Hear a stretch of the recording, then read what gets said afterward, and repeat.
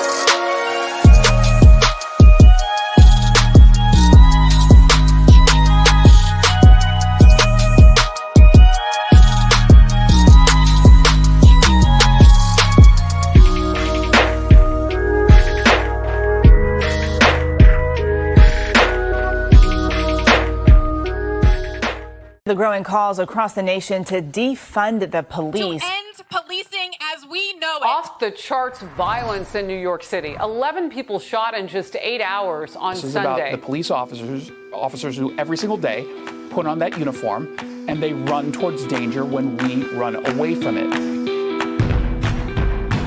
Guns up. Giddy up, y'all. There you go. Welcome to Failure to Stop Night Shift. Welcome to Failure to Stop, the #1 show where police meet society and culture. You have stumbled into our night shift episode, which is every Tuesday night. It's true crime with the always beautiful and audacious Andrea Uplate and myself, Eric Tansey. Every Monday is police-related news with He Big Daddy and Mike the Cop.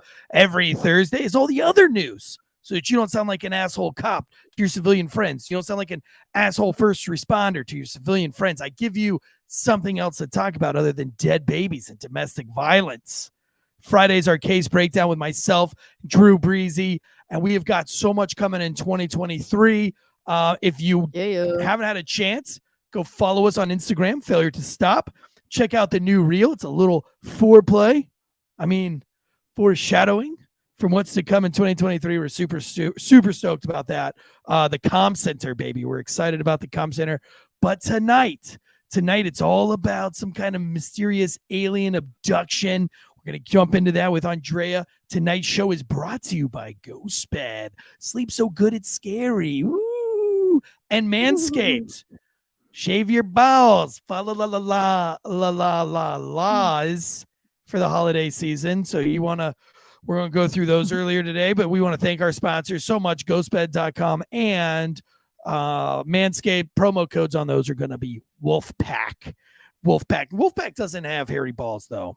I feel like the Wolfpack is better than that. They've known, you know what I mean? They've been around long enough to know that shit's gross. Do you like hairy balls? Just nice and green. All righty. Is that a turnoff for you, by the way? In general, like let's say you're married, happily married, and you're laying down with your married lover. Do you want that manscaped, or you just let the forest grow? Yeah. I don't feel like that's a bad question. I don't remember what it's like. Fair. I feel like that's a fair question. I didn't say it's a bad question. Oh, I said I don't remember. I don't remember what that was like. Oh, what balls look like? Oh, they're the prettiest things. Happily married looks like. I'm excited to jump into tonight's story. Tonight's story actually comes to us. It was a book that I started to write not long ago. I began to write the book, and I was working with Andrea on the book. The book was actually, we had the title and everything come over, but as I got halfway through the book, I realized Andrea was not talking about the same kind of aliens I was talking about. I had started a book. It was called Gang Probed, and it was all about Andrea with a group of aliens. But she been what in God's name? But it wasn't illegal aliens. It was actual real aliens. It was actually real Oh aliens. my God. So now I've got to go back. Is this and what you were doing during sound check? When you couldn't answer my questions because you said you were distracted? Yes. That's tonight's episode. It's called Gang Probed. I thought it was illegal aliens. I thought she was talking about getting abducted by illegal Hispanic immigrants. And so I had done this whole book and this whole thing, and it was not. It was aliens from another planet. And I was like, damn, dude, I got to rewrite this whole book. Still going to name it Gang Probed. Still going to be called Gang Probed. Jonathan just said, I did not draw that. Oh, I didn't have time. Actually, I did just get done eating. I'm in Charlotte right now for Thanksgiving. This is a Thanksgiving episode. I just got back from a restaurant of color. I am stuffed to the gills. I ate way too much. Is it what kind of restaurant? What? Restaurant of color? I think Mexican restaurant sounds mean. So I call it a restaurant of color. Also, this one likes to visually display lots of images of Aztecs, which, if I know my history right, Aztecs had lots of slaves and they ripped their hearts out of them. They fed their children to different gods and they sacrificed them. It's very offensive to me. So to keep it culturally appropriate, I just keep it simple. I call it a restaurant of color that serves queso dip. Ooh, do they serve avocado dips and chips? Baby Sunday had an avocado while we were at the restaurant. So yes. It's the best. It is the best. Okay, all jokes aside, let's get on with Andrea's story of her alien abduction. Yep. Real aliens, not. Yep. Also not mine. Aliens. Also not mine. You ever been abducted by an alien? I don't think so. Would you do it? Well, like me, okay. if I could get abducted by a ghost, I would. I know you would. As long as it was like a hot ghost. I know you would. Okay, when we talk about this story, depending on it depends on the perspective, because the two people who are claiming to be abducted at the same time at the same place have very different perspectives on what that was like. So if it was like, we're done with that. If it was like one of the people perceived, then sure, not so bad. If it was like the other person perceived, then no. Oh, I'm intrigued. I cannot wait to hear about this story of alien seduction. That's okay. And also, guys, I want to we're keeping this one silly and kind of lighthearted tonight. This is an actual story that's pretty interesting. A few of you spoke up on Instagram earlier. It hails from 1961. It was probably arguably the most prolific alien abduction claim to have been made to this day. For some people, it stood the test of time. For others, they debunked it immediately. And we're going to talk all about that. But just kind of want to do something kind of fun and lighthearted because it is Thanksgiving week and we've got stuff going on. Eric, you're in Charlotte. I'm traveling back to Tennessee tomorrow. We're all kind of busy. So I hope you guys have a great week. And at the end of the show, we'll talk a little bit about some updates that might be going on some past cases that we've talked about. So before you get started, Shandor 1920 just dropped us $25. Says another 25 bones if Tansey can go 1 hour without his probe story. You know what? This makes me think. Shandor. I think we could make record super chat money if people bet you how long you can go without talking with about Blue your Chew own... or without Blue Chew. I can go a long time with Blue Chew. You mean like that right there. So we just lost the money that we would have otherwise gotten if they betted that. You see how this goes. Man. I think it's good. It's like a drinking game. Oh man, Bosco Autry's in the chat. I swear we're going to get to this story. For those of you who are first-time listeners, we do this live on YouTube. The mass majority of our listeners are on podcasts, but for whatever reason, it's the ones that join us live on YouTube that we spend the most time with. I apologize for that, but I'm just going to do one more little inside joke thing, and then I swear to God, we're going to get right on to the podcast episode. But Bosco Autry is in here. I like to always post a picture of his truck. It's a beautiful truck. He's obsessed with his own truck. His Instagram is just full of nothing. It's Bosco Autry is his Instagram, and it's nothing but pictures of this truck doing squatted truck things. So I always like to just start the show off with that. So thank you. That's what I'm thankful for this Thanksgiving is Bosco Autry's squatted G-Wagon. Poor Bosco. I really thought you were legitimately busy during sound check when I kept talking to you and you said, I'm sorry, I'm distracted. And I said, I'm going to put makeup on. And you were like, thank God. Do you know how hard it is to type in 3 Mexicans and 1 blonde girl without a whole bunch of pornographic images coming up or a probing alien gangbang? It's terrible. And this is a network computer. So when I give this computer back, when we're done doing this show, when I give it back, they're going to see that Who's Tetherball Academy. Oh, well. The network. I don't Drinking think they'll be Bros too worried network. about it. Yeah, but they're not going to bat an eye. There's probably worse shit on their computers, to be honest with you. 100%. All right. So we're going to start out with World War II vet. We have it's Flintstone names here. We have Betty and Barney are the couple, believe it or not. Betty and Barney Hill. Barney was a World War II vet. Like I said, this was 1961 when the event that they claimed happened took place. So they're driving on what they considered a long-awaited honeymoon. They'd been married about 16 months. Betty was a social worker. They are an interracial couple, keep in mind, in 1961. So they both I thought there was racism in 1961. Okay, right. So they both worked like on the civil rights movement. They both advocated for interracial couples. Were blacks and whites allowed to get married in the 60s, or was it kind of like a 1990s gay marriage thing where it's just kind of like, oh, good, you're married, but not really because it's not legal? No, they could be married. They could be married. Legally married, blacks and whites? Mm-hmm. They just couldn't drink out of the same fountain. Did they have sure segregated bathrooms in their house? Sorry, honey, you can't poop in this toilet. Well, I mean, I don't think that's a bad idea, regardless of the race. Like, I don't mind just be like, this is not yours. This is just segregated. You can't share a toothbrush. Oh God, this is not. Ew, God, no. So why? Do you do that? So Watts only toothbrush. Do you share a toothbrush? Why would you buy two? You're married. You're kissing and making out. I mean, she puts her mouth on my tingling. Oh, okay. I'm kidding. See, we have just separate potential toothbrushes. Money again. We just lost potential. I don't know. I don't even know anymore. I don't even know. But I swear to you, if you told me y'all shared a toothbrush, I was about to vomit right here on this. We do share deodorant though. Women's deodorant works better. That's not terrible. I'll use, yeah. So I was going to say I use my young son sometimes when I'm out, only because he hasn't grown hair yet there, so it doesn't gross me out. I don't mind. All right, so we got this black and white couple married in the 60s. So Betty and completely Barney, taboo. Right. So interracial. Yeah, well, I mean, I don't think it was super taboo.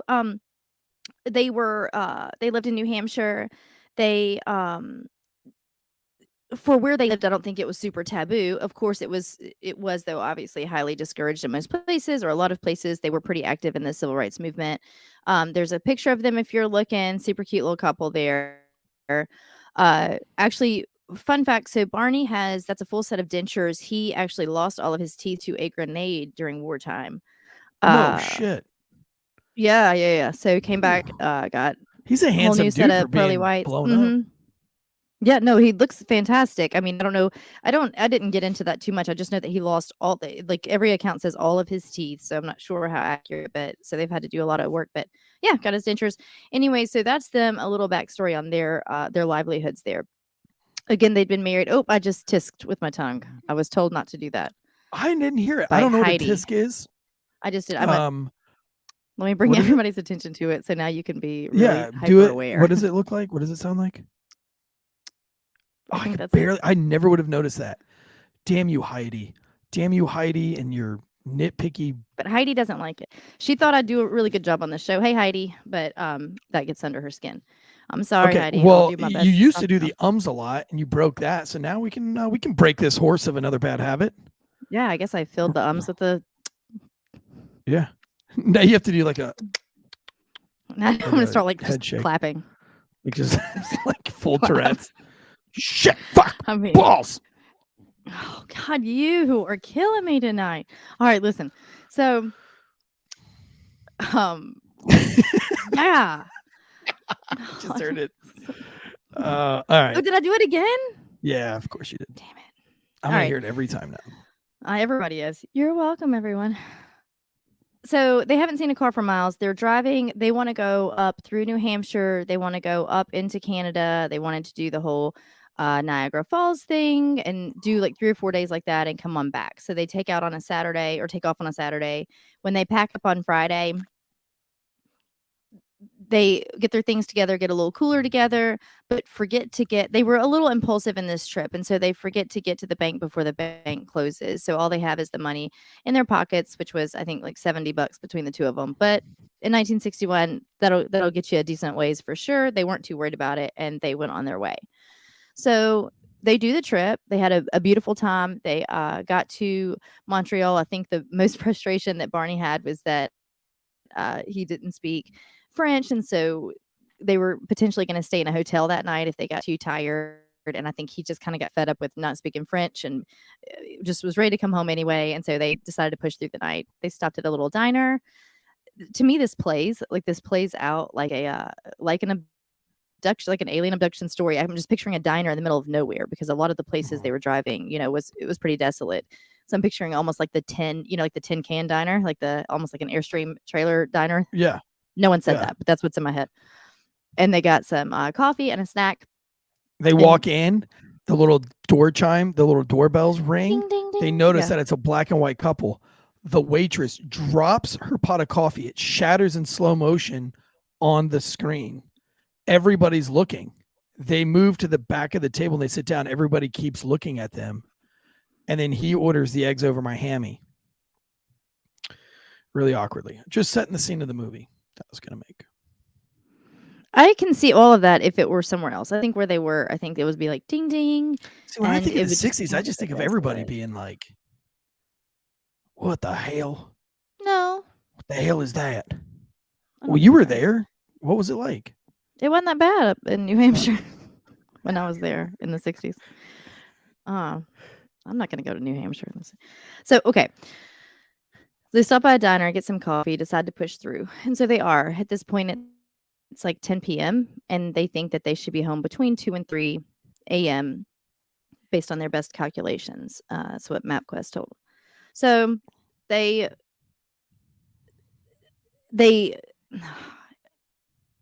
at some point, they realize that they've gone 2 hours has passed that they cannot account for. They're about 35 miles from where they last remember being. Their clothes were ripped. Their car had some weird things on it. Barney's shoes were incredibly soiled and scuffed up. I mean, to the point that he needed new shoes. And like I said, neither one could account. They were incredibly confused and neither could account for the last 2 hours. Like, it's almost like they just woke up at the same time, but driving the car down the road with no recollection of how they got there. Yogurt all over their faces. So when they continue to drive, they get home, they talk amongst themselves a bit. As a little time goes on, they don't remember a lot, but they remember just so much. So they remember that Shandor says maybe they drank hard AF at the diner. Maybe that sounds like ahead it. of its time. It does sound like it. Sounds like they were about 6 hard like AF. Maybe got like a little bit roofied or something. Yeah, right. So what they do remember is that as they're driving, there comes a round disc-shaped object, and it almost looks like it's trailing them, like it's above them but behind them. And this is Eric just put up a picture of this is what Betty later described. She drew this under hypnosis. We'll talk about that. She draws what this object looked like, and that was her recollection, and Barney agrees fully.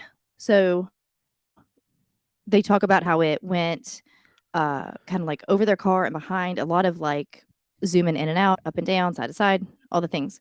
So it finally comes to a stop, but it's kind of over a tree line. They actually stopped their car in the middle of the road. Again, this is what they remember initially. They stopped the car in the middle of the road so as not to be directly underneath it. At this point, they say it's about 100 feet up, and all they can remember looking back is that the sky was so dark. It was just a pitch black kind of night. That is not true because they remembered it almost being a full moon. I don't know if it was a waxing or waning moon, but it was about 3/4 of the way full at that time, and stars were out. It was a clear night sky out in the middle of, not a lot of light. So it should have been a very bright night. But in that moment, it was very, very dark. They've since decided that they think that the sky was just occluded by the size of this craft, whatever this was. So they each have binoculars. Keep in mind, they're both pretty smart folks, and Barney had an IQ of 140. I think the average IQ in the United States is around 100. That's the average. 120 is pretty good. 130 is a high IQ. 140 is a really high IQ. So smart dude. And then separately, Betty was nothing to shirk at either. So between the two of them, and she was very to science and stars and these kinds of things. He knew a lot. He had been in the service. He knew a lot about aircraft and different things like that. So anyway, they came to this with a little bit of knowledge. So when one time she said something like, "What is that?" as it was hovering around them and kind of zooming all over the place. And she said, "If you tell me it's a satellite, you've lost your mind." And he didn't say much, but he remembers thinking the same thing. Kind of like, I think he was going to placate her by saying as much, but they both knew that was not the case. So they have binoculars in the trunk of the car, get binoculars out. She starts to look through them. Then he takes them, gets out of the car. She stays in the car. So he gets out of the car with the binoculars, goes across. There's a bit of a field, like a wooded field, across the street. And when he starts to look, he can see what he describes as windows that go around. God, now I notice it every time I make that noise. So he notices these windows that are going around the side of the craft that he can see, and he can see what he's calling figures or men or people, ultimately aliens, that are in these windows looking out at him. And he says that he can see from around the tops of their head to maybe their knees. I'm completely ignoring anything that you do like that for the rest of tonight with those pictures because it's terrifying. And I have to go to sleep tonight. And so when he sees that, he felt he's not, or if he has, I've not noticed or found where he specifies with this what he considered telepathy, or was just a thought that he had of his own volition. But he had a feeling, an overwhelming feeling of being like a bug about to be caught in a net. And when it's almost like when you talked about sleep paralysis the other day, he was in a spot where when he was standing there, it's almost as though he lost his movement, like his control, like his brain was racing, but he almost just couldn't get out of that moment physically. He finally does. Like I've said on the show before, like I have been frozen in fear. Two of those times. One was when I thought I saw an alien craft, and I was literally frozen in fear in my cop car, only to find out it was those little funeral lanterns from some kind of Asian funeral. The paper lanterns. Yeah, they're floating away. But I was frozen. Like I was like, there's nothing I could think to do. Like I was in my brain, I was like, should I get on the radio? Do I call somebody? Like, what do I do? I just was dead. Like I just couldn't do anything. And then I was like, oh wait, oh shit. But I mean, I thought I thought 100% I was about to get abducted. And I was like, hold on, guys, let me pop a blue chew. So I'm ready for you. Well, so he says that he sees the beings, if you will, in the windows, right? So, and again, I would be interested to learn more. And I haven't spent as much time on this story as probably actually a lot of the listeners have. A lot of people know about this story, but there are multiple documentaries, books written.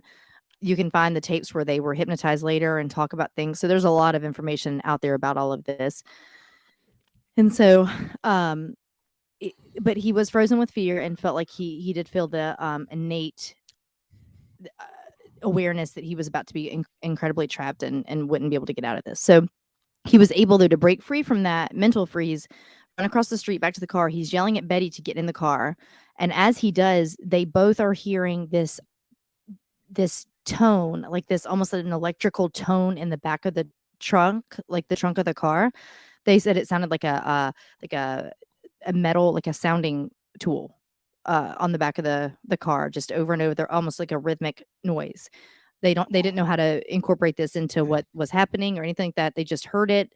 They feel a certain kind of way. They both later said that they definitely had a certain just a different awareness, a different presence about them, a different feeling inside their bodies. Eventually they get in the car, they're trying to go, and then that's all they know until they essentially wake up, or they are 35 miles down the road. Thank you, Imperial Girl tuning fork. That's what I was looking for. They're 35 miles down the road, and it's been, like I said, 2 hours that they've completely lost. So that's all that they actually remember initially, right? Time goes on. As time goes on, they can both agree on those facts. But this is affecting them differently. I'm sorry to keep saying what David Osburnson said was the sound of tisk tisk type sound. I'm sure that it was, David. It's probably why it was so terrifying. So, like I said, this starts to affect them differently as the next couple of years go by. So they don't do much about it. They do start to tell people a little bit. At first, they don't say much, or they start to say that they saw a craft, but they don't always tell people that all this other detail about it. Well, I would be remiss to not say that when they did come to 2 hours later, so what I mentioned a minute ago, there were 2 or 3 different rips, like in the zipper and the hemline of Betty's dress. Barney's shoes were incredibly scuffed and just a complete mess. He needed new shoes. And then on the trunk of the car, precisely where they heard that tuning fork sound, were multiple like spots where it almost looked like they call them shiny spots. Almost looked like it had been like buffed or waxed or something back there. So that was, and then Betty's dress had in some of his pant legs. So they described one pant leg of Barney's as having like a vegetative type substance on them. And then Betty's dress had something that was kind of like pink and whatever. We'll talk about how they further investigated that. Now, they did actually go on and immediately, I think it was the very next day, they reported this to the Air Force. They did not talk about the beings. They felt like that would make them sound crazy. They did talk about the actual craft and what it looked like and what it did. So the Air Force does start to investigate this right off the rip. So some time is going on. The Air Force eventually says that, no, it's nothing. It's what it was either, I think the first thing they said was that it was an inversion, a temperature inversion. So different meteorologists and weather experts have been consulted in all the years since and have gone back to look at that hour of that day of that month, and in fact, that was very far from the truth. There were no inversions in the weather that night. And then the other thing the Air Force said was, and if not that, it was the planet Jupiter. And so, and they were like, no, it's not. That's the government. They're like, or it's Jupiter. And so let me look. I want to make sure I'm not going to tell you the wrong thing here on this date. Yeah, so we were smack in the middle, and we're going to talk about this a little bit later, but smack in the middle of something called Project Blue Book at this time. And this was a government-funded effort to research and take accountability of any calls of any extraterrestrial activity or unidentified flying objects. So smack in the middle of that. So which the Air Force headed up initially. So as the Air Force is investigating this is also going into Project Blue Book. All right. So moving right along, here's where it starts to get interesting. So Betty starts telling more people. They would have family over for dinner. And I think she felt like, or so the stories go, she felt that she kind of had to get it off her chest, and she enjoyed talking about it. Now, she had been kind of an avid. She had been that, huh? An avid. Well, it kind of wants to relive that story. It wasn't negative for her, and we'll explain why. But she it was I'm losing my train of thought now. That picture has got to stop. She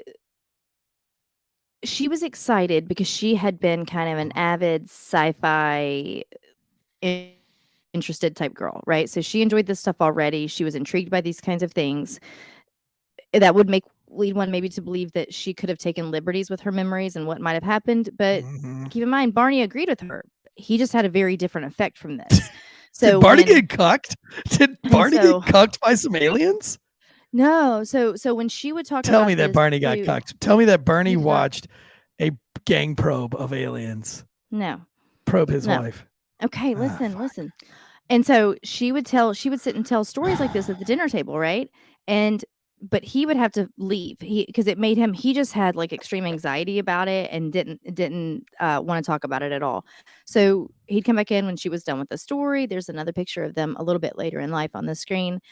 So, like I said, it caused him anxiety. Finally, they decide to go. They go to this Dr. Smith, and this was in I think 1964. It's been about 3 years since this took place, and they go to do this hypnotherapy with him. He was a certified hypnotherapist within his psychiatry field, right?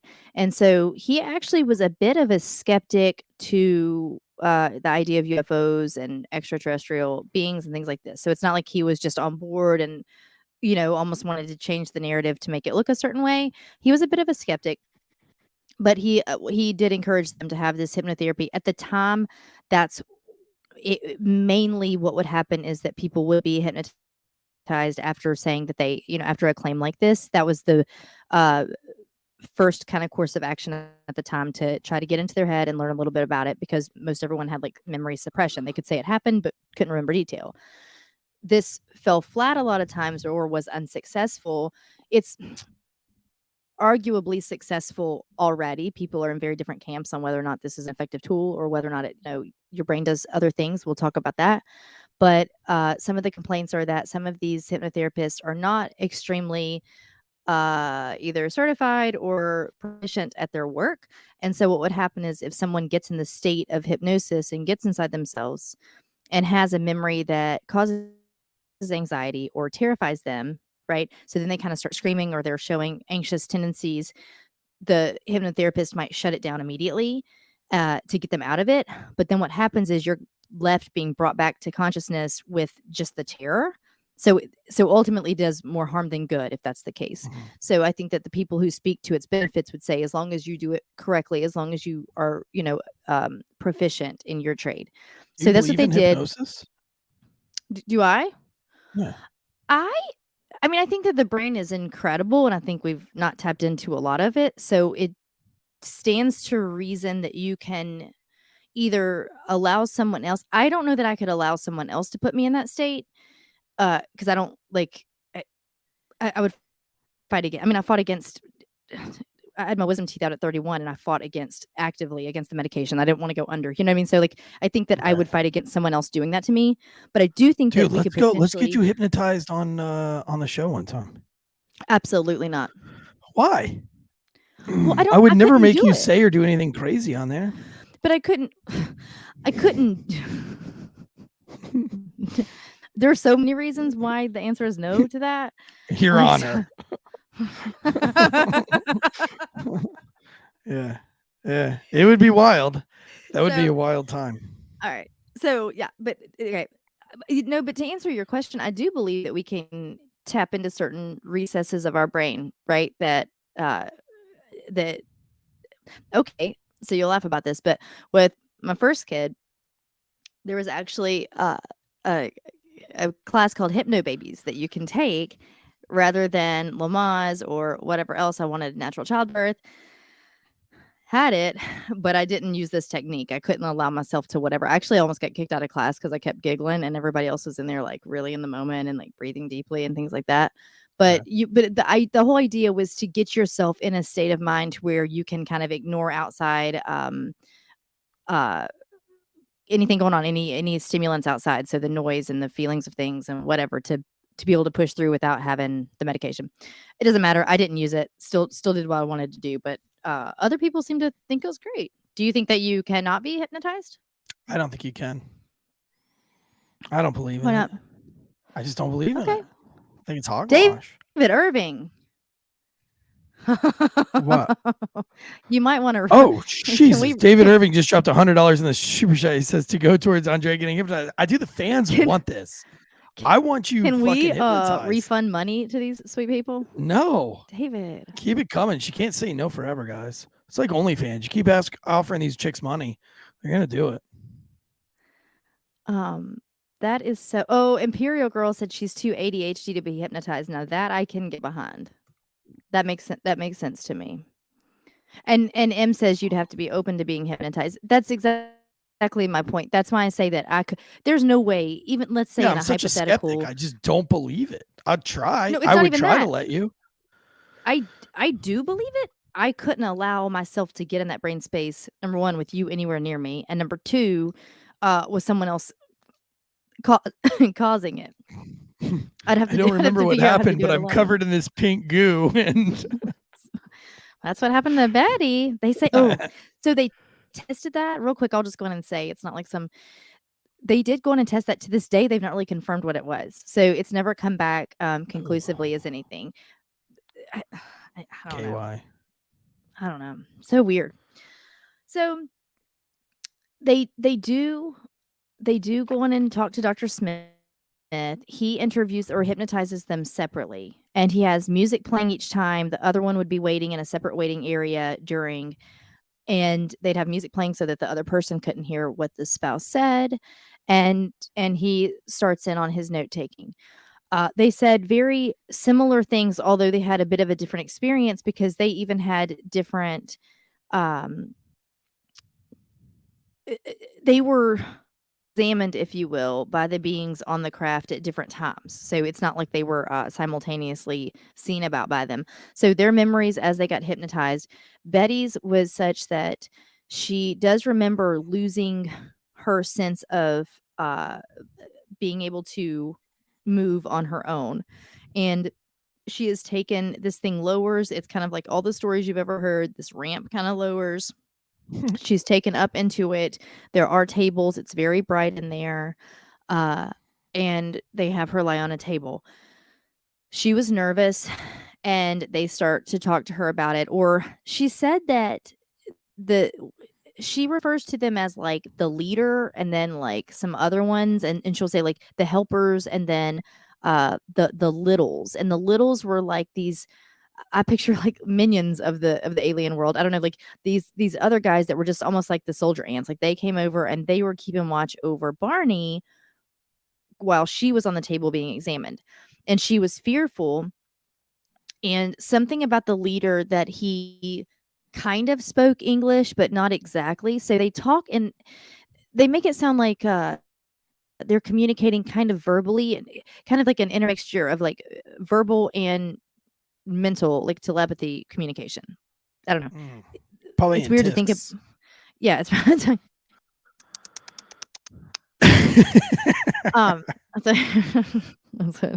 what that is. So but she said that she laid there and that they did it wasn't painful or aggressive or super scary. She was nervous, but that they checked out her hands, her feet, her joints. They would move her limbs to see how things moved and bent. They opened her mouth. They looked in her mouth. They opened, raised her eyelids, looked at her eyeballs. They at one point did take a needle, a very, very long needle, and positioned it over her navel to insert it over her navel per her recount. And she got quite nervous and if it was going to hurt. And they said no, not at all, or communicated with her that no, it wasn't. So her fears were put at ease. However, when they inserted the needle into her navel, she said that it was excruciating pain. Whoa.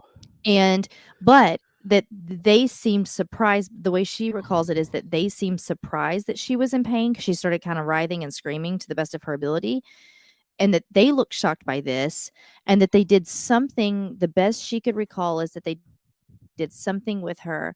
eyes or her forehead, and when they kind of wiped their hand or whatever they did over her eyes or at the top of her head, the pain immediately dissipated. It completely went away.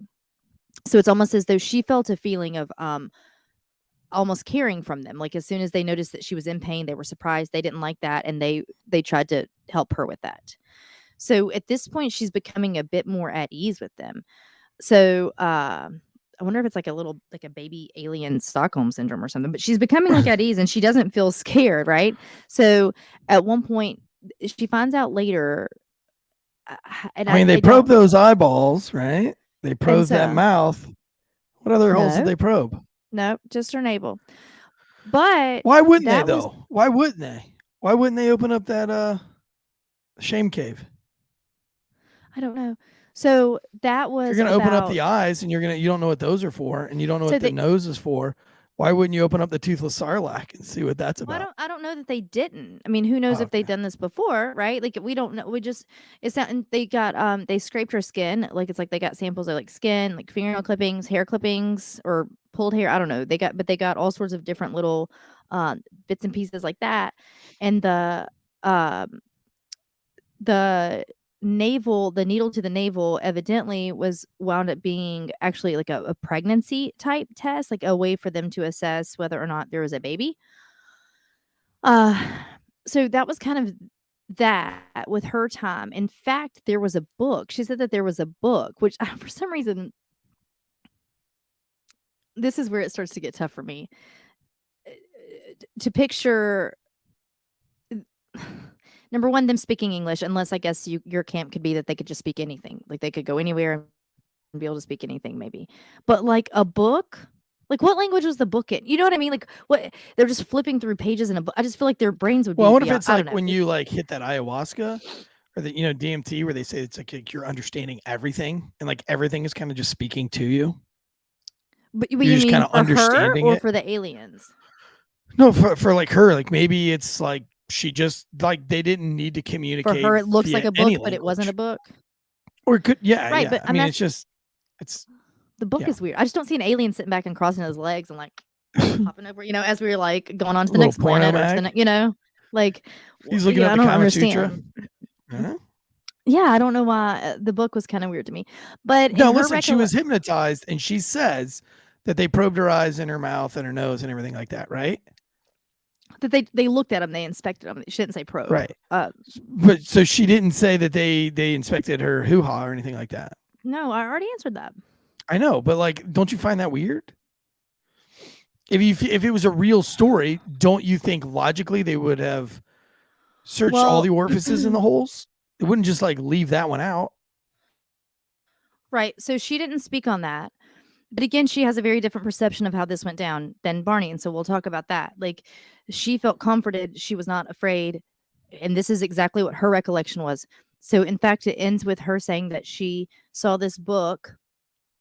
She and the leader at this point, she feels like they have, when I say a connection, just like that she felt like he was actively making sure that she was okay and taking care of the situation. Right. So she asked if she could have that book. And in fact, in her recollection, she laughed saying, it sounds like a weird dream you would have. Like she laughed kind of saying like, can I take that back with me? Because nobody's going to believe me. Like that'd be great proof to show people. Right. And that he said something along the lines of she wouldn't understand it, but yes. Like he said that she could have it later before she left or before they essentially escorted them out of the craft or whatever happened. They don't really remember leaving, but that the others voted that down, like that the others would not allow her to take this. So he's an alien giver.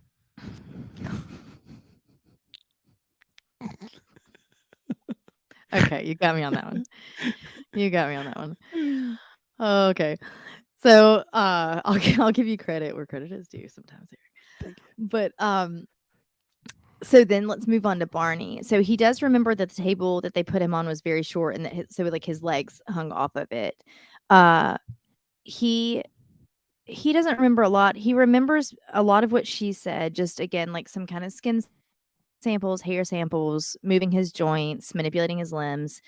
I think that they did rectally do something there, like a probe or a whatever, that I think he had some, I don't know about issues, but some discomfort, something later. He does remember that something like that happened. So But do you he think they didn't were have. naked? Were they naked on these tables? Yes, they took their clothes off of them. Well, That's in this fact is the that's part of season. why.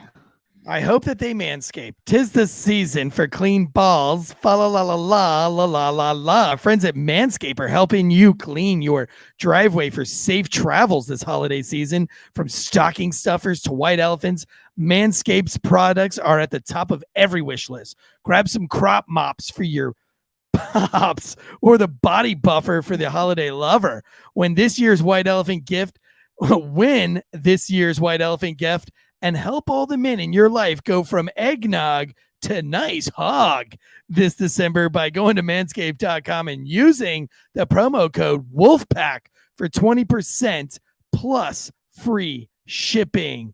Manscaped is a one-stop shop for all your holiday needs. They have the perfect gift in the Platinum Package 4.0 plus loads of little presents, perfect for stocking stuffers. What better holiday gift than giving the gift of good hygiene and a few laughs?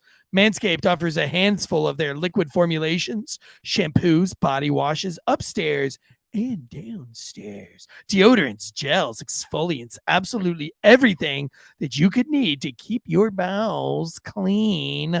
Don't let their chestnuts roast in the wrong boxers. Get them a pair of Manscaped boxers, specially made to keep the area cool and provide holiday comfort all year round, even when you're on the old UFO, my friend. Dad has nasty nose hairs. Save his life with the Weed Whacker nose and ear trimmer. The Shears 2.0 is the full kit for nail care with scissors, clippers, tweezers, file for the traveling man. There's a new preserve cologne that brings a light, breezy, woodsy feel and gives that fresh tree scent even after the holiday is over. Still using a loofah? Loser. Introducing the body buffer. Well, loofahs are actually hold bacteria from dead skin. Help him throw out the disgusting old loofah and get the body scrubber that feels smoother but acts tougher. Lastly, top off the stocking with the crown jewel for their family jewels. The lawnmower, my favorite, 4.0. Keeps my balls clean for that. You never know when you're going to get abducted. The electric razor's advanced skin-safe technology is a life changer and known for reducing nicks and cuts on his Santa sack. It works gems, and it's waterproof. Well, water resistant. I shave my bowels in the shower, and I do the whole sack and everything with the thing. It's very scary at first. You don't trust it.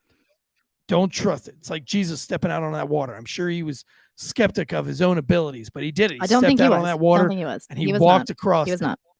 Nope, he was not. And just like Jesus walking on water, I placed the lawnmower 4.0 up to my sack, and I did not nick myself.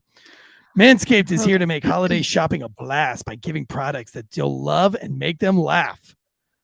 Get 20% off and free shipping with the code WOLFPACK at manscaped.com. That's 20% off with free shipping at manscaped.com and use promo code WOLFPACK. Manscaped for a perfect gift that will be the holidays' biggest hit. If you're doing a white Santa, especially with your church, don't even think White elephant. It's white elephant. What did I call it? White Santa. There is no white Santa. There's no white Santas, folks. Santa is androgynous. Is that a word? That's not. Nope. He's ambidextrous. He can be white or black or alien colored. Ooh, and we're going to talk about that too. Okay, great. Let's go ahead and let's get off. I don't want to. I mean, I just probably ruined a whole bunch of little children's Christmases thinking that they got a white Santa coming. If any little children are listening, you ruined much more than Christmas for them a long time ago. Listen, I have a black Santa as my tree topper because they were all out of white Santas like 10, 15 years ago. And so they didn't have any tree toppers. They were out of angels and they were out of white Santas. So I picked up a black Santa. So there's always been for the last 10, 15 years, there's been a black Santa on top of my tree.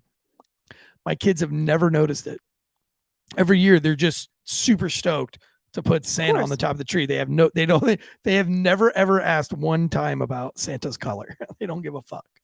No, man, it's Christmas. It's Christmas. No one gives a shit what color Santa was. Who cares about that? All right, let's get back into this alien domination, this probing. Yes. Let's see where I am in these notes. Yeah, mommy. Absolutely ignoring you. All right, sorry guys. Excuse me. Let's get back to it. So, months and months with Dr. Simon. At the end of the day, he says that it could have happened. It could not have happened. Either way, he doesn't believe either one of them made it up. Some of the explanation for that would be that some people think that maybe Betty fell asleep and she dreamed this, and then in them talking about it, they kind of convinced each other this whole time. I don't know. I mean, I think that ultimately the one thing that no one can quite explain, because no one has actually said, and they've talked to so many people and they've talked to multiple mental health specialists, like no one has actually said that they believe they're lying, like maliciously lying. So even if what they say didn't happen, they feel that it did for whatever reason. None of this explains away the waking up, 2 hours later and this whole amount of time and many miles. It's not like they woke up on the side of the road and hadn't moved. Sure, they both fell asleep, but they're 35 miles away and 2 hours have passed, right? So, I mean, are we I don't not know. ruling out like drugs? Like, I mean, are they tripping on mushrooms? I mean, and like, listen, I'm not being funny here. No, I know you're not. Typically speaking, in the 60s, there was a lot of hippies, and a lot of hippies would have been the Sure. ones who kind of maybe like to dabble in Sure. those lines of, mixing cultures back then, which was super taboo, kind of like what the far left today kind of still does with, going out with the big blue hair. You know what I'm talking about? Like always just pushing those Right. limits, doing the transgender thing and all those things. So what I'm trying to say is would it be too crazy to think that this woman might have been one of those hippie dippies and this dude might have been a hippie dippy and they did some hippie dippy shit, which is mushrooms, Yeah, I get you. ayahuasca, DMT, whatever the fuck that they were doing A back. They were psychedelic. tripping Mhm. all sorts of shit back then. I mean, would it be crazy to think that maybe they had like a really bad trip and they don't remember what they did for 2 hours? I don't And this think is that what they that's just crazy. came up with? I don't think that that's crazy. Okay. No, I I don't. think I mean, I that's think what that personally. that could, that something like that could happen. But so She looks like a freak. You know what I'm saying? And he looks like the kind of guy that would just go they with it. He looks like a guy absolutely like both me. look very straight laced to me. Neither one of them look No. like freaks. She looks freaky to me. Look, she's got his she's pulled those arms. They're around doing her like an waist. old prom pose. Like I have a same Listen. pose back in the 60s at my prom. Well, he didn't age at all in the second picture, and she aged like 50,000 years. The first picture, they look really good together. There we go. That's a Yeah. handsome couple. She's a freak, dude. She's got that They Karen are a cut. handsome couple. They're a handsome couple. They look nice together, to be honest with you. They do. They really do. That dog needs I don't to eat think a they got salad. abducted by aliens, though. Yeah. But I do think it's also weird that the Air Force would lie and say that there was some kind of it's cosmic Jupiter pressure change. or Yeah. Jupiter. Oh, dude. Oh wait, never mind. Never mind. There was no weather inversion. It was the planet Jupiter. So they said that in reference to size, Barney said that keep in mind if it's a full moon and at arm's length you hold up a dime or a medication, like a pill, it's going to cover the moon, right? It'll completely occlude it. They both say that this craft, in trying to describe how big it was dinner plate size at arm's length. Like if you were to be outside holding it up, like that's how big this thing appeared to them. So I don't know. So we're going to talk a little bit about the brain in regards to abduction and these kinds of things. Some people believe it was just completely false with these guys, or it was a myth in the making. But it's very different from person to person, just like we talked about. And so we know that past experiences can shape your perception, your human perception, right? So, for instance, Barney stated one of his, remember, he had all the anxiety after the fact, and she did not. She looked at it almost fondly. She also does go on to say over the years that she continues to say that she was actually abducted more times as the years go on. Oh. Yeah. Okay. Yeah. Oh, see, he was a cuck. He doesn't like it. He's like, man, they keep bringing you up there. And No, you but keep it wasn't loving that. It. No, but it wasn't that. He unfortunately, No kink shame. yeah, but it wasn't because of that. Listen, let me tell you It's something. not cheating if it's aliens. And it's not a sin because if there's aliens and there's no God. So let me tell you something. You know what I mean? She didn't die. Betty passed away in 2004 from cancer. She was 85 years old. I But feel bad. this event took place in 1961. So they say it was 1961. They see the therapist around 64, I think, to do the hypnotizing sessions.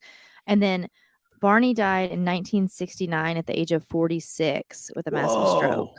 No. So he didn't have Barney. time to even experience these things. She went on to live till 2004, and she went on to say, as these years go by and as she becomes an older woman, that this was something that was happening to her over the years. So, real quick, we're going to talk just a teeny bit about the way your brain works.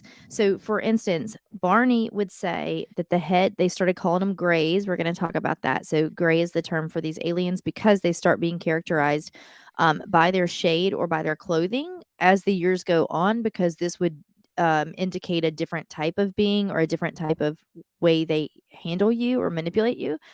So, Barney said that the head gray, the one, if you remember, Betty felt very comfortable with. Barney's a World War II vet. He said that the head gray looked like Hitler and seemed menacing.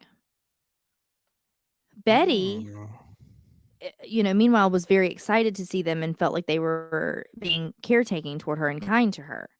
So, but also, Barney been such he wasn't such an avid sci-fi type guy prior, and she had been.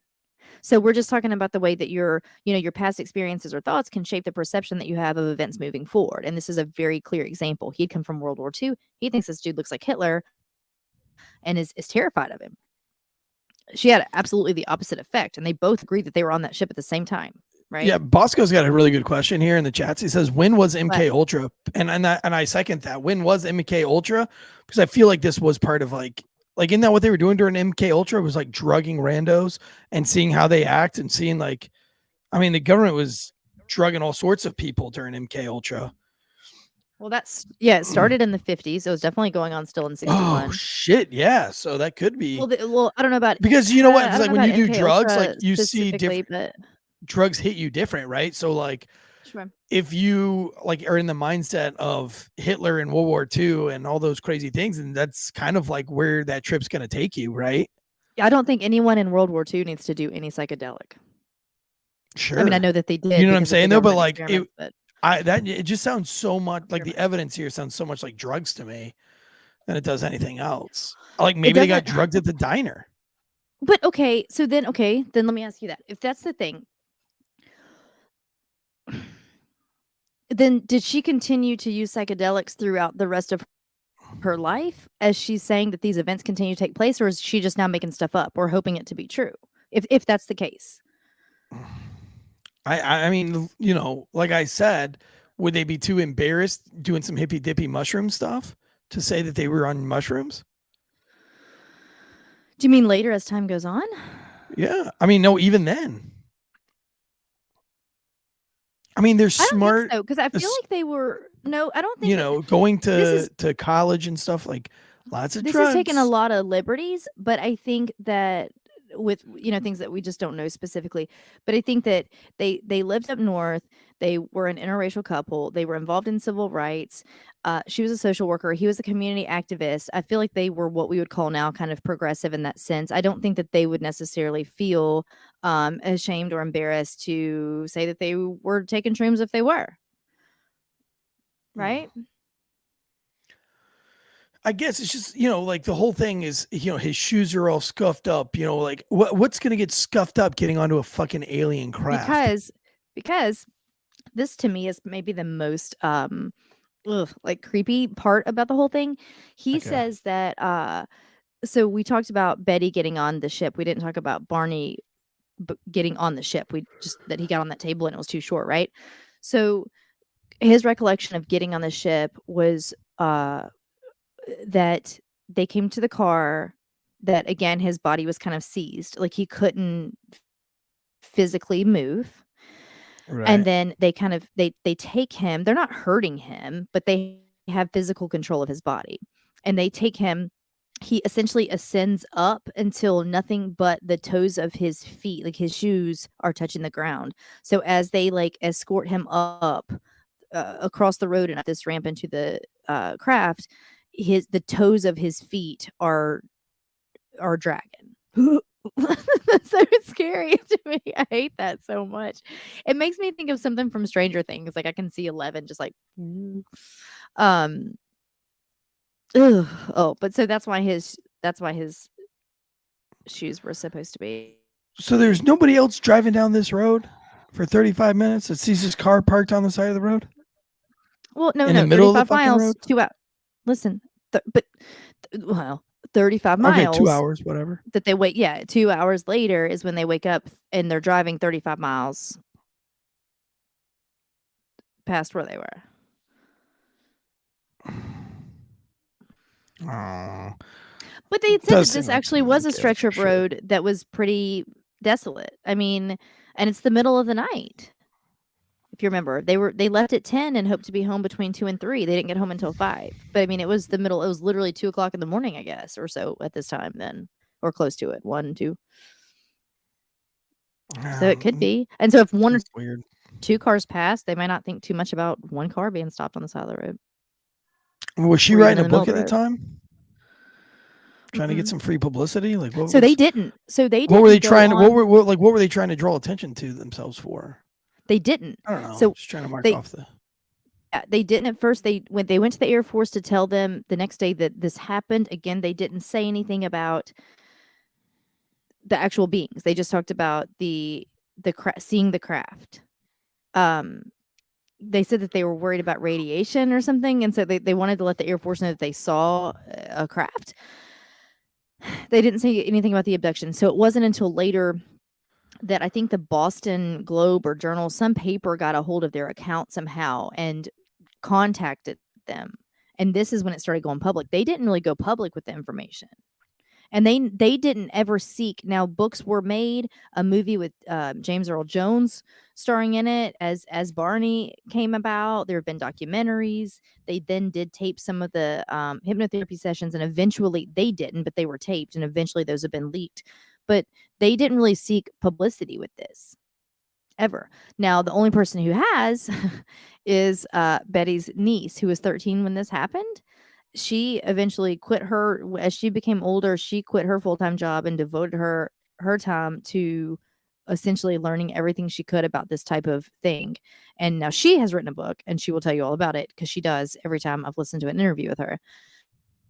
Not unlike some guests that we've had on the show. And so she says that I'm sorry, I had to. Here's what, though. So I listened to her speak. Her name is Kathleen. She's Betty's niece. And granted, she was in close contact with Betty for the rest of Betty's life. I mean, Betty just passed away in 2004. So for years and years, she hears all this. Here's where she got me, though. I'm listening to this entire account. She's heard this thing verbatim from her aunt, from the horse's mouth, her entire life. And she gets through talking about it on a pretty serious podcast. And at the end, she says, well, I mean, I think that the person asked her, what is it that you think that the aliens are looking for? What are they trying to find? What do they want to know about us? And she said, well, they don't like how we're treating our planet. They're afraid that we're going to ruin our planet. And then she, like 2 or 3 or 4 times, said that they're concerned about our use or potential use of nuclear weapons, and that they would interject if we were to use. And I was like, oh, fuck off, bitch.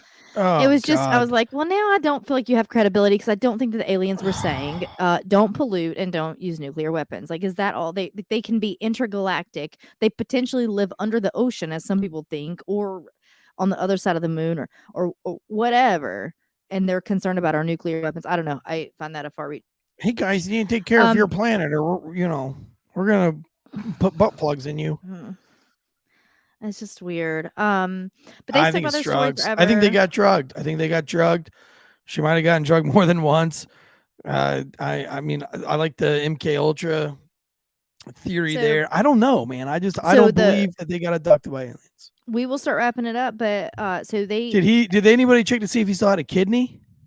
Or she had a kidney? organ harvesting. I don't know. Aliens are know. worried about climate change. True Breezy says it's like, how Yeah, dare maybe you? Greta, That's what what's the her alien name? said to her. Greta Thornburg. Maybe she's an alien. The alien abducted Barney, and they knew that she cared about climate change. They knew that she's never littered. But Barney, he participated in war, and he discarded lead and fouled the planet with his warmongering antics. And they said, "How dare you? How dare you, Barney? Now your butthole's gonna get probed." So let me tell you this real quick. So they called them Greys. This has been only important because this was the case that kind of set the scene for alien abduction, or the talk of it thereafter. They accounts of this have increased tenfold since then. The numbers of people who believe in aliens or abductions has increased dramatically since this time. But the terminology, a lot of the terminology we hear now and that we use revolves around this actual case and the verbiage that was used then. So they called them Greys. They were bipedal, so they stood on two legs. They had two arms in a certain form, a humanoid type body, barrel chested, had this chest out there, big eyes, cat-ish eyes. They were like around 5'4". I'm 5'4". They have like slits for nostrils, and maybe I'm an alien, and like no lips, no ears. That's kind of like they said that they wore some of the accounts are that it was like a grayish bluish suit, but in this one I think it was a black shiny outfit. Then there are the ones that are a bit more perceived as green tone, and a lot of them have either nothing on or more of like a militant outfit, and those seem to be less intelligent. So I guess the Greys are supposed to be pretty intelligent, Marines. which they have Marine Corps outfits on. She could tell. Those are guys that are fucking dumb. The Greys are intelligent, which also seems to be the correlation with a lot of the speak here, is that the more intelligent ones also seem to be a bit more kind. They don't seem to be as menacing at all. I don't know. It's super weird. I can't get over this alien, like with Sarah McLachlan playing in the background, like in the arms of an angel. And she's just like, they're just like, take better care of your planet. Yeah, don't use nuclear weapons. Don't use nuclear weapons. This wouldn't have anything to do with the fact that we were coming off a Cold War, right? I don't know. You know, what in the world? And then they're like, when that man Donald Trump tries to come into office, make sure that you tell everyone that we, the aliens, said no. Don't vote for the orange man. And there will be a Space Jam 2. Oh, and just don't. They're like, what? Yourself. Like, you'll understand that better off in about 20 years. Save yourself. But don't worry. If you like the first one, you'll absolutely fucking hate the second one. But just know, while you're watching the first one, there will be a second Space Jam. And that MJ is still the GOAT. So Kathleen, that's the niece. If you guys read about it, it was fun when I put this up, when I teased the story earlier today. It was about as last minute as possible because you know what? It's life. It's a Thanksgiving week. And we didn't want to leave you guys hanging. We didn't want to not have a show at all. But we also weren't trying to bring something super complicated. In fact, Eric and I hung out a little bit this weekend and had a whole idea. You didn't even like throw that one back at me. That we left our very calm lunch beer date with an idea for a totally different show. Do you want to tell I me about fucking that? sent my kids to the car with no food. I kicked them out of the restaurant. My kids, they worked their asses off all day, skated for like 10 hours straight. We're absolutely starving. They fucked around too many times in the restaurant. I sent them to the car. They got zero food. I sat and ate all my dinner. They had like one bite each before I kicked They them came out. back. All three of them. You let them Huh? back. No, Well, I let the one come back and then kicked him right back the fuck out. They I think left they that were able to restaurant scarf down having a bite or zero two. pizza. What? I thought they had a little bit before the second time. Augie said he didn't get a single bite of his pizza. Duke said he got 2 bites, and Elkin did not get a single bite of his pizza. Well, they were there Dumped the cheese on it. long enough to have bites. I mean, I don't know. I wasn't paying I guess they attention. were, I was looking but- around as our waitress was stressing me out. So, but they were they cried like, "Dad, please stop and get something to eat. We're starving." Nope. But you know what? We were in a restaurant today, in a restaurant of color, and they were super well behaved. But yeah, our idea was going to be, what murder are we most thankful for? so we were gonna do, which still we can do one day. Like I was gonna do murders that were, or murderers that were murdered. So, that's kind of fun. But to be fair, as I was looking into stuff, I was a bit scattered. I've got travel tomorrow. I've had work the past couple days, and I didn't feel like doing it. So I want to do something fun. But it sounded good. It sounded like everybody was excited about aliens. So, Armory Knight says, Tansey, would you like to be in an alien 3-way? Yeah, absolutely. 100%. I'm sorry, Without a Armory Knight. Where have you been? Have you listened to this show? You know that. Don't ask questions you know the answer to. I don't like to say there's no such thing as a stupid question. That might have been a stupid question. I feel like if I'm getting abducted and I don't get a 3-way, I'm going to be pretty pissed. And I'm probably going to talk shit when I get back to Earth about the aliens. I'm going to be like, 1, they probed my eyes. They didn't probe anything else. How fucking stupid are they? They would have got a much more amazing reaction had they have probed other things. Their loss, right? Like, they gave a lobotomy to a dude that has half a brain. Anyway, they could have stimulated me a lot better. But I tell you what, though, if they don't probe me on a ghost bed, I don't even know where I'll be. And right now, Ghost Bed, who is a very loyal sponsor, has one of my favorite deals of the year, which is their Black Friday deal. It's their Friday of color deal. Is that It's weird? not I what always that feel is. racist? It's not what that is. I always feel racist saying Black Friday. I don't know why. I feel like it should be like, because it had to do with the something stock else. market. It had to do with finances, son. always wondered why they called it Black Friday, and I always wondered why people didn't cancel it. But right now it sleeps so good that's scary. They have been a loyal sponsor for years and years and years. One of our favorite parts about Ghostbed is that it's made in the good old USA, not on some bullshit alien craft. But I'll tell you, the cooling technology inside of the Ghostbed is alien. It's out of this world. And so are their prices right now, 40% off. Just use that promo code Wolfpack and you can save. I don't understand how they don't go out of business, to be honest with you. 40% off. Who offers 40% off all the time on everything? Hobby Lobby. That cooling technology is so clutch. It's so alien. Ghostbed offers bundles. You can get everything that you need. You don't even have to really think about it. Just choose from their 4 mattresses, whatever one you want to get probed by, and then pick your bundle. Whether you just need a mattress and a frame or you want it all, if you want a full probing, I want it all. Give it to me all. I want it all. Probe every hole. Like their cooling pillows and their sheets, you can get the best probe for your buck.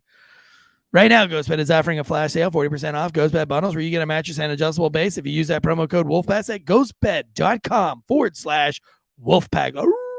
Or 30% off of everything if you use the promo code Wolfpack at ghostbed.com/Wolfpack. And you can buy a mattress for like $35 a month, 0% down, 0% financing. And that's if you have alien credit. Oh. Yeah. Duh. Get that pillow, get that adjustable base, the gift that keeps on giving and giving and giving, just like those aliens that were giving it to Barney. Gave him a stroke years later. Who? I'd like to take the time for Thanksgiving to just spend a little bit of time. I'm going to give you guys 5 minutes. We'll just do a quick Q&A. You can ask Andrea and myself anything that you want. If you've held on this long, one, hammer the fucking like button. 2, go and follow us on Instagram at Failure to Stop.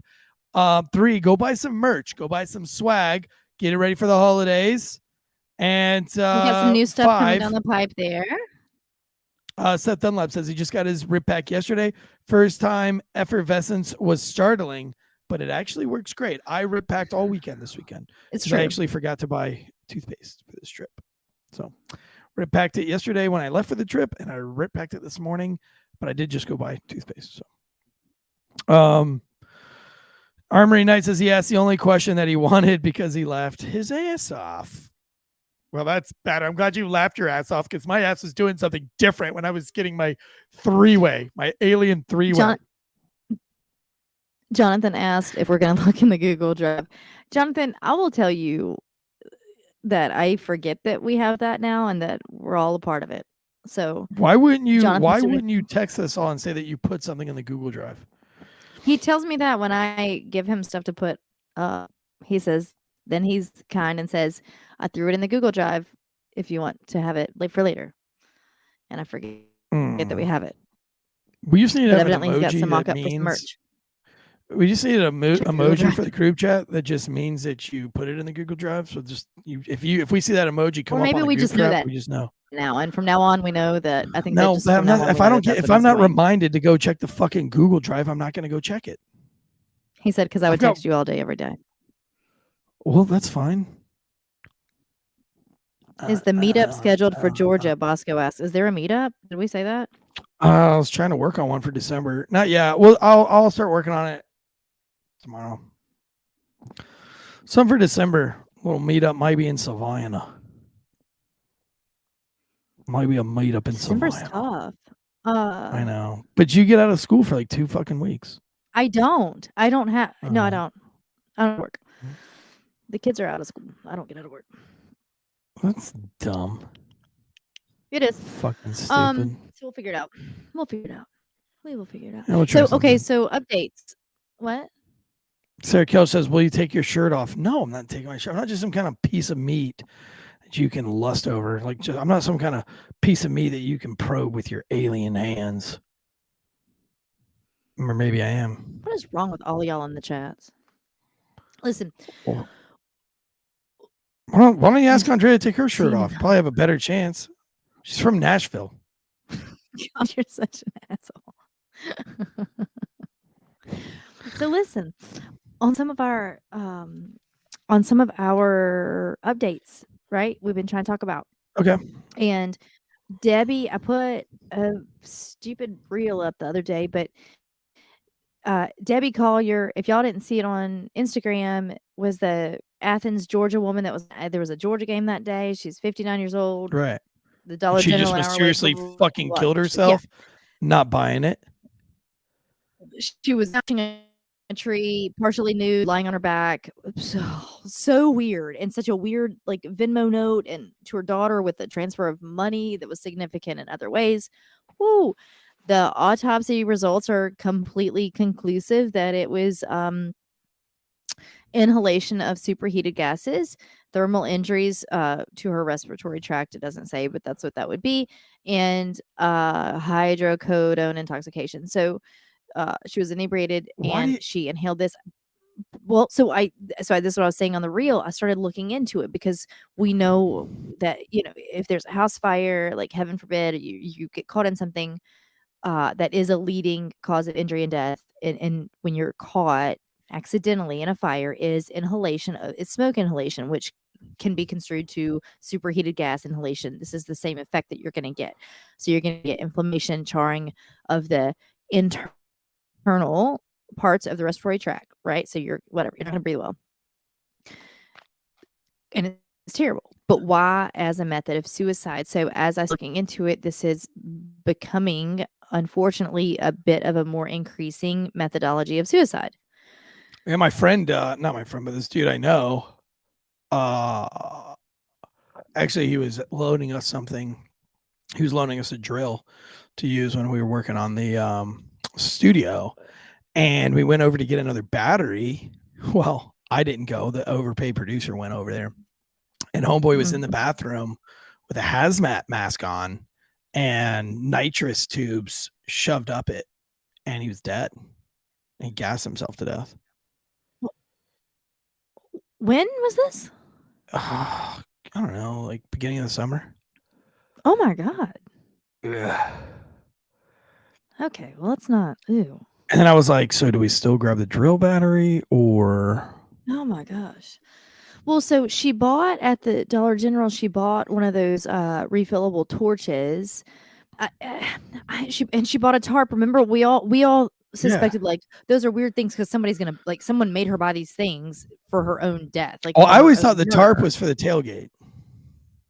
You did not. You said, Yeah. "Come on now, someone's gonna kill her," and I said, "Maybe." Well, she yeah, wants to but then I was tailgate. like, later on, I was thinking that she's going to a tailgate. Why wouldn't you have a tarp? Right. Well, we don't. Well, here's the thing too. We never knew that she was going to a tailgate. We assumed that maybe because she was dressed in head to toe Georgia gear, and her husband was parking cars at the, at the stadium. So we kind of were like, well, maybe she's buying things to go to the tailgate. We didn't know. We just speculated. But yeah. So the tarp was partially burned when they found her. They didn't tell a whole lot about this at first. Come to find out, as of today, I tried to look to see if there was anything else. There's really not much new other than she did have gasoline on her clothes. And so someone had, I think it was Lumber Chef, we were talking about like injuries when I did the reel because I did it live about like the inhalation versus like the external burns and charring. And I still speculate that was accidental, like that when she was heating up whatever to inhale, it's just kind of like a new take on the carbon monoxide from the tailpipe, the exhaust. It's a new take on that. I think that when she was heating that up to inhale, a tarp is that kind of plastic nylon, it melts, like it burns fast and melts and it'll drip and drop. So I think that maybe that's why her clothes were burned and her abdomen was charred. That's a guess. Why But that was would she on make the sense to tarp? me. Why does she go to a wooded area right off the road to inhale gases to commit suicide? I don't know. She was on oxycodone. I don't know. At first, I don't buy that. I think it's I don't. yeah, I don't know. I don't like that. I don't like that theory. I mean, I none guess of they it know more sits than I super do, but well. I don't think it sounds. Doesn't Well, even sound probable. It doesn't even sound plausible to me. But this was well, I mean, I'm just telling you, unless someone's covering something up, this was the autopsy result. And so, like, somebody going to make her inhale?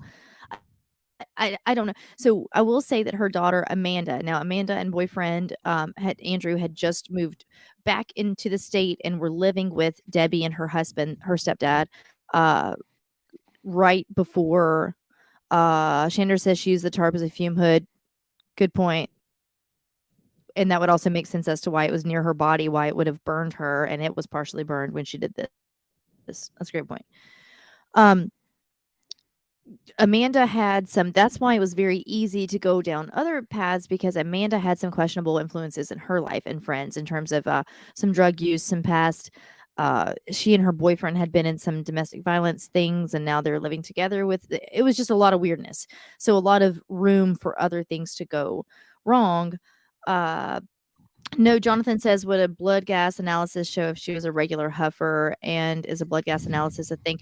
Actually, there is something called an arterial blood gas. You draw it and you're going to find out, you get it from arterial blood, clearly, not your venous blood, and you check things for carbon dioxide, oxygen levels, things like that. It's a very much more specific draw.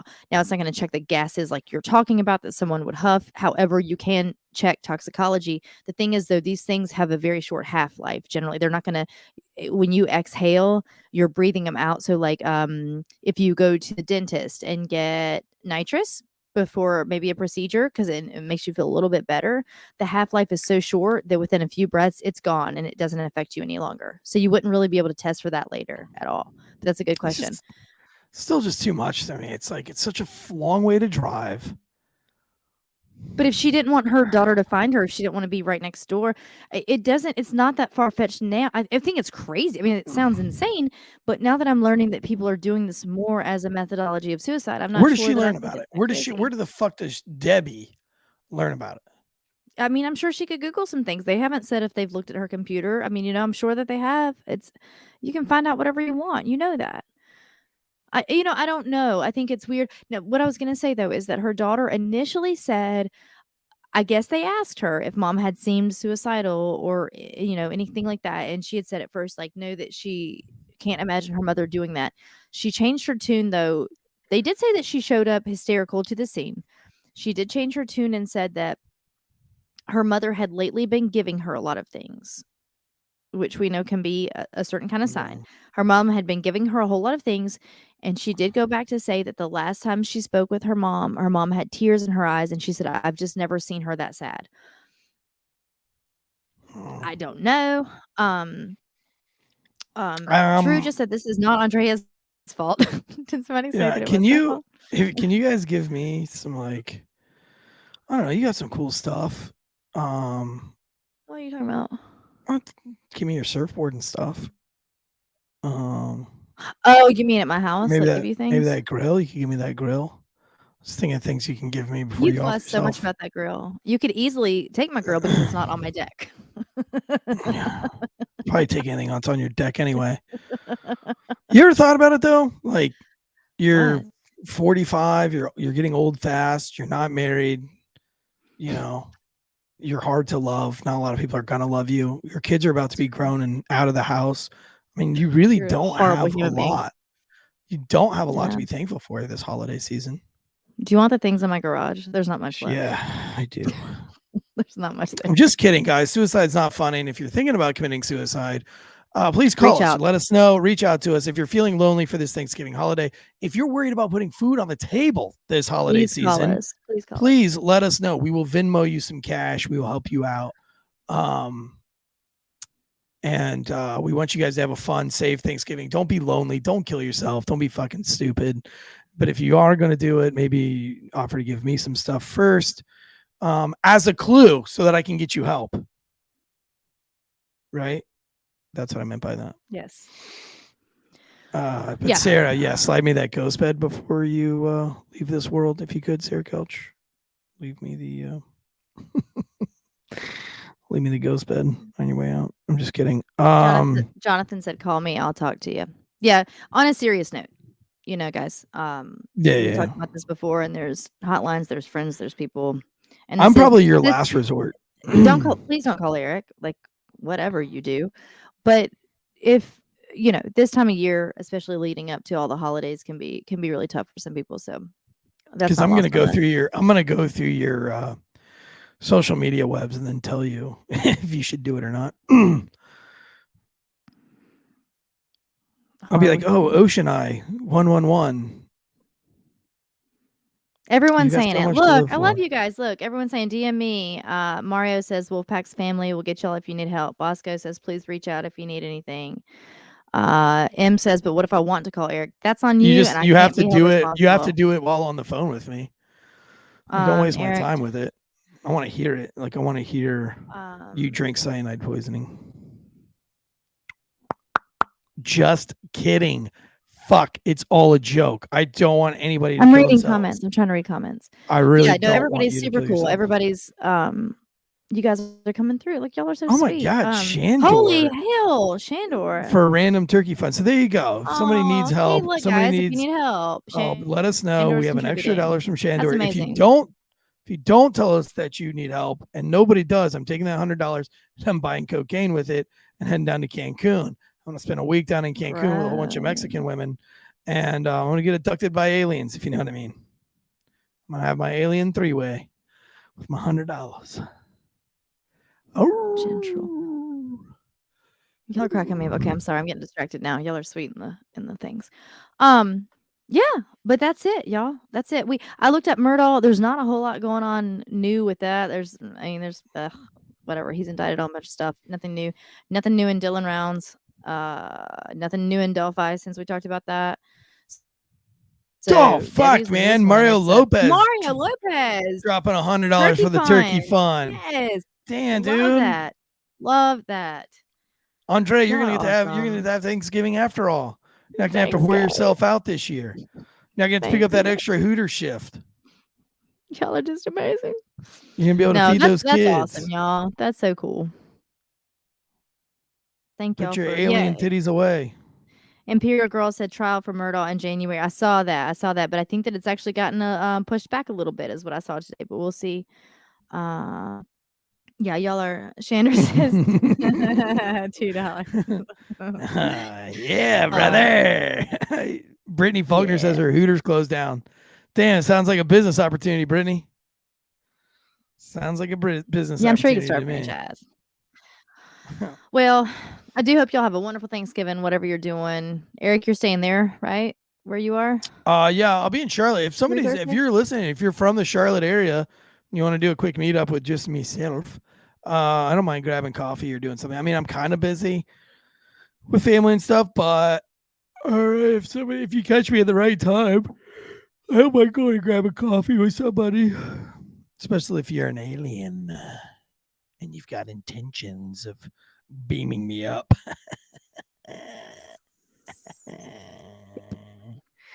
Yeah, you're going to Nashville, huh? Yeah, going Tennessee? home. Going back Gotta home go to see everybody. Tennessee, where you used to run them right. towns. Running around, At the yeah. movie, the movie scene opens up.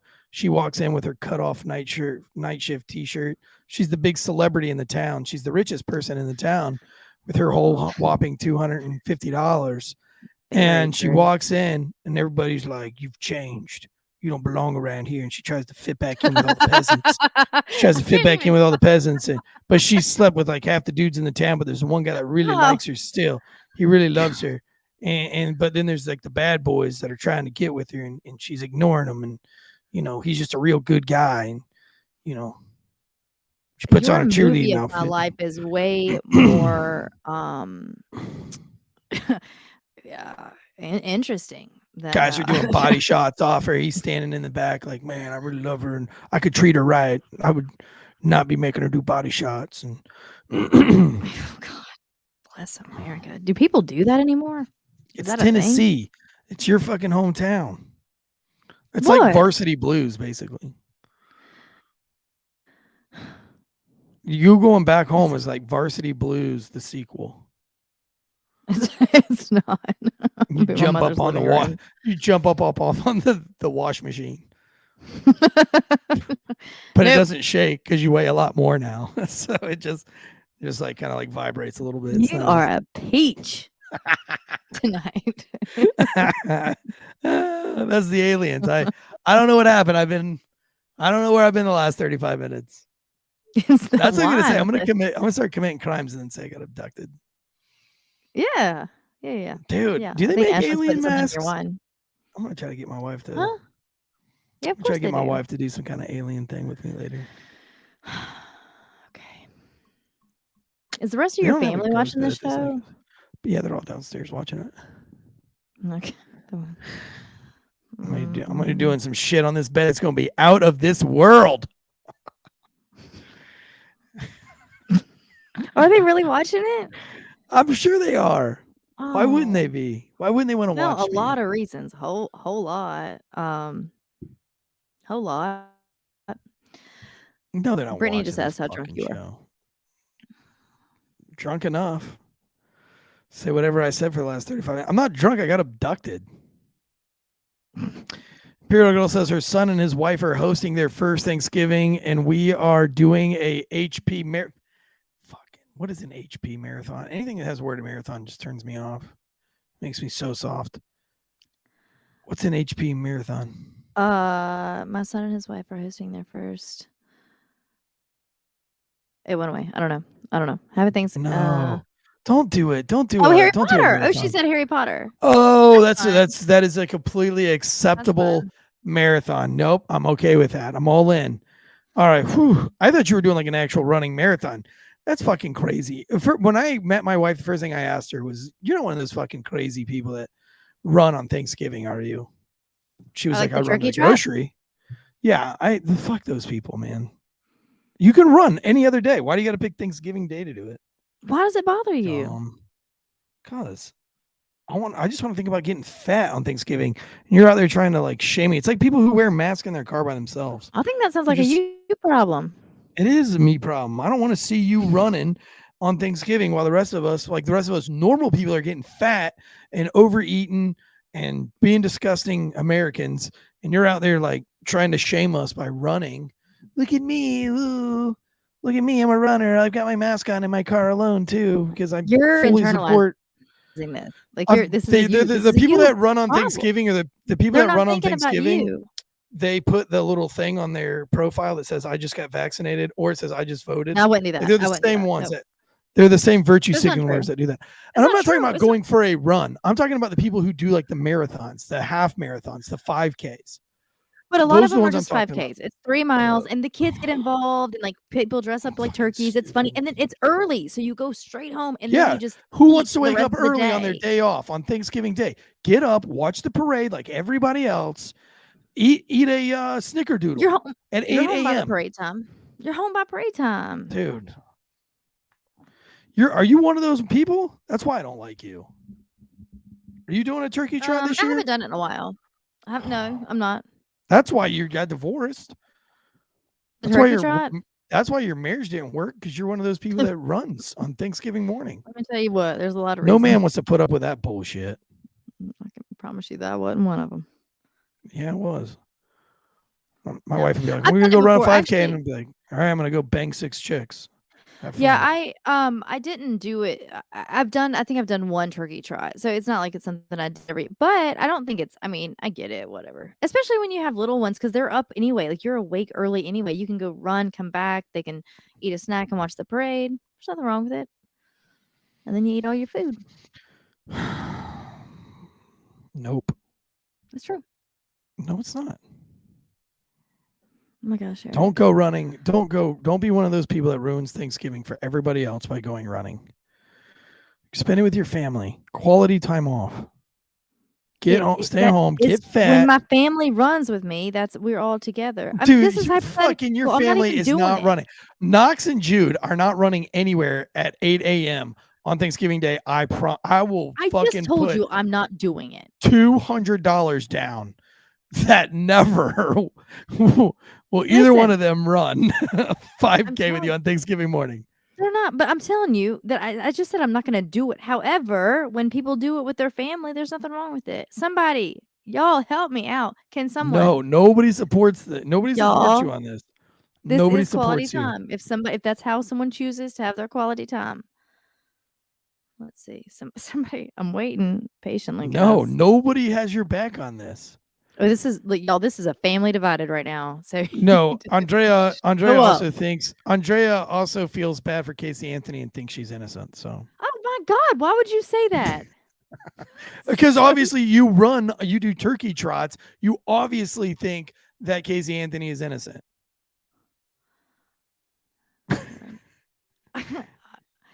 You're all running equals okay. Hell. Hydro Thank Man's you, gonna Sarah. walk briskly. Yeah, fucking to the kitchen so that he can he can be first in line at the table, closest to the buttered biscuits. Hydro Man lives close to here. I'll walk with you. I've met Hydro Man. I've met Hydro Man in person in real life, and there ain't no way he's running a 5K. Period. It's like me. Yeah, he can. Yes, he can. We play football in the nap. See, there you go. That's great. Fucking turkey trot. All right, Stephen Williams. Dead leg. Okay, I'm done with this show. Deadleg can't even do a 5K because he didn't have any fucking legs. He has them. He has pain in one of them. That's why the name. I thought he lost one of his legs. Oh my gosh. Deadleg, how many legs do you have? He has 2. No, I think he's got 1. Oh my gosh. Why would his name be Deadleg if it had 1? It would be just like not an awake leg or something. He has pain from surgery. Ah, damn like you it, just said, I've got them both. Well, get rid of them, and then they won't hurt anymore. So, Deadleg, do you recant your earlier statement that running is actually good? Because no, Deadleg's not running a 5K. But the difference is I pay attention to what he says clearly, and you don't. I care for him more. Deadleg is a tripod. His nudes are shocking. Okay, what are we doing here? It is late. Oh God, yeah, no, don't go running. Oh man, I missed what Deadleg said. What did he say? He said he's got really bad nerve damage, so it's dead to him. It hurts. Yeah, should be dead to you. Get rid of that leg. It's never done anything for you. What has that leg done for you recently? All right. Nothing. Get rid of it. And Okay, I then love can y'all. we stuff it and put it in the background of one of our shows? Everybody's got like cool like stuffed bass or stuffed deer. Like, I want a stuffed human leg. Oh, I know a chick that's into taxidermy. Dude, taxidermy Deadleg's leg for the show. Mm-hmm. That would be so rad. Oh. All right, guys. That's all for our Alright. Thanksgiving special. Thank you so much. I hope you guys had fun. I hope you guys don't get run over by a car while you're doing your 0.5K or whatever it is that you're doing on Thanksgiving Day. Look, Drew, all will right. the show end by Thanksgiving? I agree. I'm thankful for agree. Drew Breezy. I am too. That's what we should. Okay, we're not going in. We're shutting it down. We should have had everybody say what they're thankful for. I'm thankful for alien abductions, or just the hope of it, just the thought. I'm thankful Yes. for our sponsors. I'm thankful for Drew Breezy and everything that he brings to the show. Jonathan Bates for everything that he brings to the show. Thankful for Mike, the underpaid producer. And I'm thankful for Big Daddy Dave and what he brings for the show. All those people bring incredible things to the show. And I'm thankful for, and I'm thankful for myself. Really nice. Let's not forget I that. think you should be. I think you should That's be. all I'm thankful for. Drew's thankful for Cleothas. I'm ignoring you 100%, Eric.